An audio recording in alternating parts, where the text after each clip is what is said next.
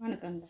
இன்றைக்கி நம்ம இந்த சமுதாயத்தில் எப்படி பேச போடுறோம், எப்படி இருக்குன்னு பார்த்தோன்னா, இந்த 10 ரூபா மாதிரி தான். 10 ரூபா நோட்டு எப்படி இருக்குன்னா, பார்க்க பளபளன்னு இருக்கா, நம்மளை சுற்றி இருக்கவங்க நல்லபடியாக குட் வைப்ரேஷனில் பேசுனாங்கன்னா நம்ம இப்படி தான் 10 ரூபா நோட்டு மாதிரி இருப்போம்.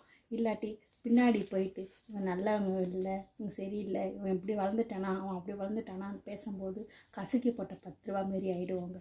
ஆனால் நம்ம நம்பிக்கை இருக்குது பார்த்தீங்களா, இந்த 10 ரூபா நோட்டு மாதிரி தான். எதுக்காக அப்படி சொல்கிறேன்னா, என்ன தான் கசக்கி போட்டாலும் இந்த 10 ரூபா நோட்டு போட்டதுக்கப்புறம் செல்லாமல் போப்பதில்லை. அது மாதிரி தான் என்ன கசக்கி எரிஞ்சாலும் நம்ம மனநம்பிக்கை தைரியமாக இருந்தோன்னா இது மாதிரி இது நிமிர்ந்து கசங்கின பேப்பர் கரெக்டாகிற மாதிரி நம்ம நிமிர்ந்து நிற்போங்க. அதனால் பின்னாடி 4 பேர் பேசுகிறத பற்றி யோசிக்காதீங்க.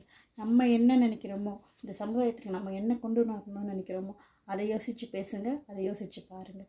சுயமாக யோசிங்க, சுயமாக சிந்திங்க. இதுதாங்க நம்ம லைஃப்பில் 4 பேர் பின்னாடி பேசுவாங்களே நினச்சா அந்த 4 பேருக்காக நம்ம வாழலை. நம்மளோட கொள்கை என்னவோ அதை நினச்சி வாழ்ந்தீங்கன்னா இந்த 10 ரூபா நோட்டு மாரி எங்கேனாலும் நீங்கள் செல்லுவீங்க. இதை கீழ்ச்சி போட்டால் மட்டும்தான் செல்லாது. அதுமாரி மற்றவங்க கொடுக்குற அவதூறான வார்த்தையை நம்மளை உடைக்க முடியும். ஆனால் அது நம்ம நல்லதாகவே எடுத்துக்கிட்டாலும் நம்ம நிமிர்ந்து நிற்க முடியும்.